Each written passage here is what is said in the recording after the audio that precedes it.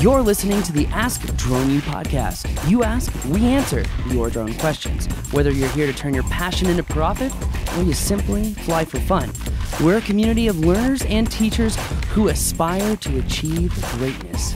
We are Drone U. Hey everyone, and welcome to another epic episode of Ask Drone U.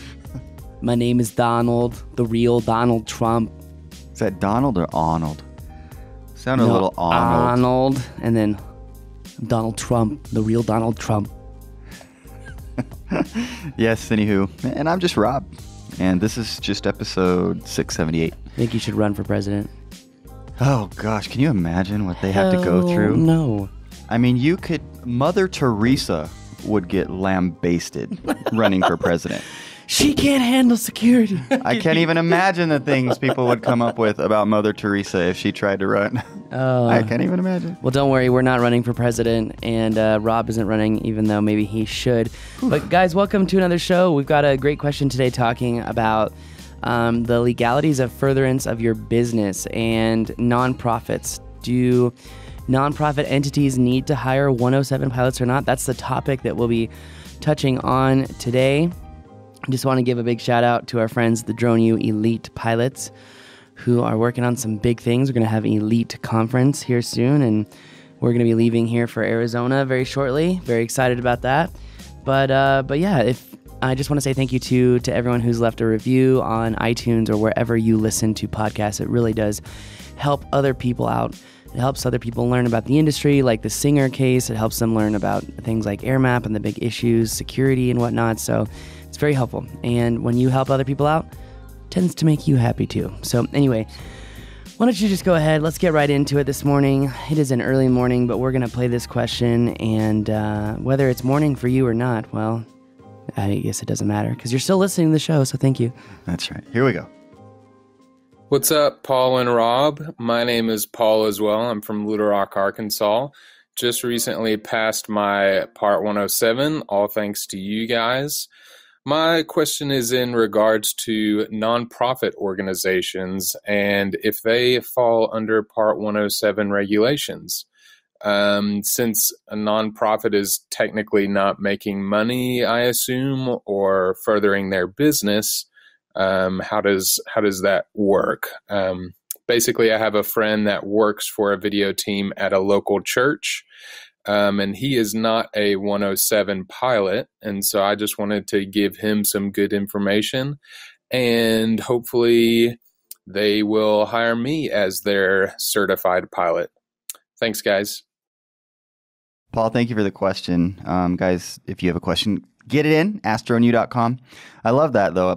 I think he was very honest there. Like, I'm hoping they'll hire me. So I'm hoping the good information is 107 is necessary, but it probably is. Well, let's be honest here. The FAA, I actually reached out to them a couple months ago and talked about this specific issue because there's someone here in town, and there's some things I'm not going to get into debates, but there's some people who present themselves as living to a higher standard, and oftentimes they don't do that.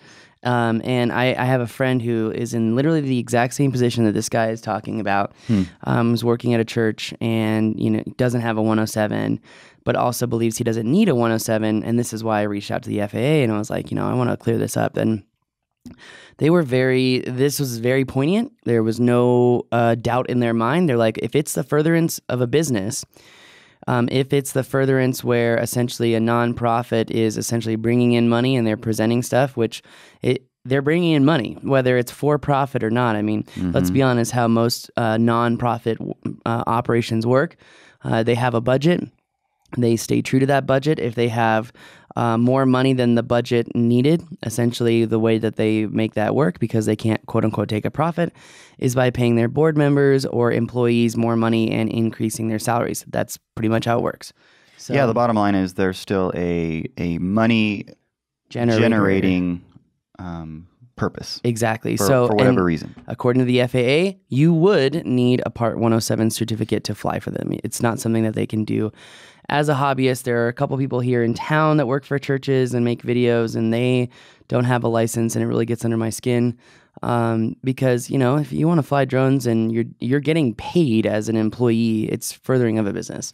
So, And it makes sense. I mean, so it makes sense on both sides. So number one, I can certainly understand the question because when you hear furthering a business, people historically and generally don't think of a nonprofit as a business. So I kind of understand that question. But at the same time, it also makes sense why it would be required. Yeah, you don't want someone who just doesn't really understand the rules and is flying over people, and then all of a sudden they forgot to check the KP index because they don't know what that even means.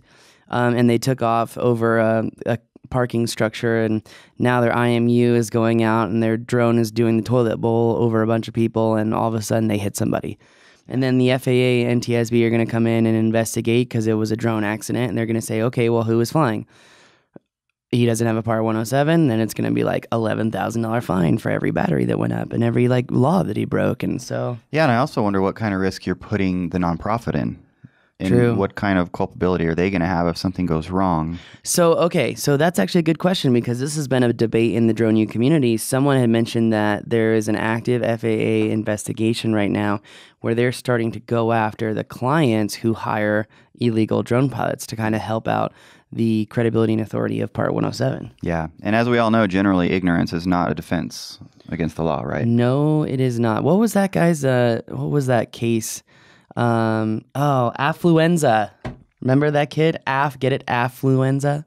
He's affluent, but Oh no, I don't know. the kid did something, and he essentially, I forgot what that case was all about, but he essentially was like, I have no idea about that law, blah blah blah. And here's the thing, in most cases, if you get approached.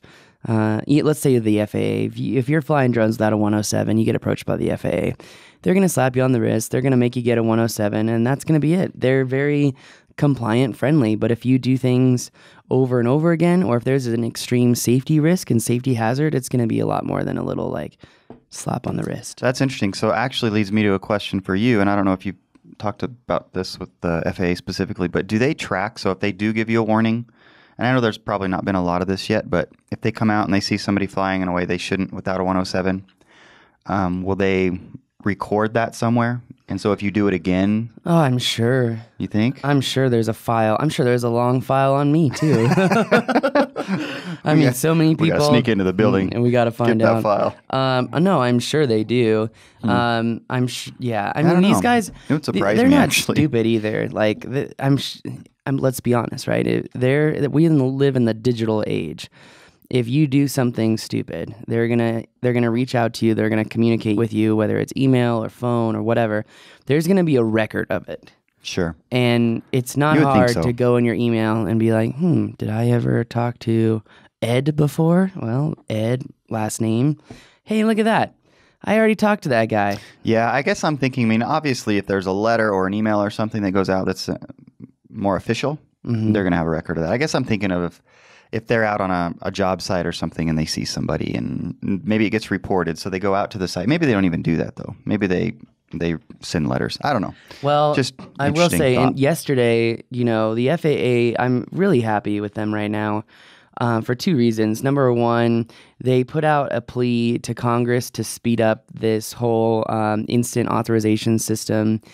And in addition to that, they sent out a survey yesterday where they were asking pilots for information about abilities to get airspace authorizations. And a couple people emailed it to me, like within minutes of me even getting it from the investigations unit of, I forget exactly the unit it's called. I don't have my computer right here, but they're like, you're going to love this. Like, you should be so happy about this. And I am happy about it because they're reaching out to pilots directly. They're asking for a survey. And if you guys haven't taken the time to go answer that survey about the trouble that you've had in getting airspace authorizations, or maybe even the success that you've had in getting airspace authorizations and the time that it's taken to get them, it's really important to make sure that you fill out that survey, because in the end, it's going to give the FAA the data that it needs to make better database decisions. And that is my theme for this year, DBD, database decisions. All So right. even though I've screwed up a couple things, I got some bad data. Well, that's the downside of that kind of process. Totally true. Totally true.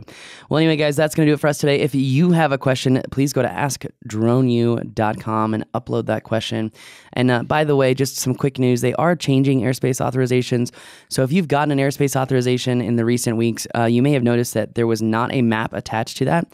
They're expecting you to go to the ArcGIS site and look at the published UASFM maps. And you are essentially given an automatic wide area authorization, and you can fly where there are, altitude limits. If you're looking to fly in a place that's a zero limit, you have to ask for a waiver for the airspace, not airspace authorization, but a waiver. So very important. And also what I noticed too is that on my most recent airspace authorization, which was for an airport here in New Mexico, they only made it valid until June 30th, 2018. And I'm seeing that in a lot of other places too. So I think that this system is on its way. It's coming, which makes me excited. I just hope that you don't use AirMap to actually build the application to do it, because I will be very sad. And a lot of drone pilots will be really sad. So Indeed. Anyway, all right, guys, that's going to do it for us today. My name is Paul. I'm Rob. This is Ask Drone U.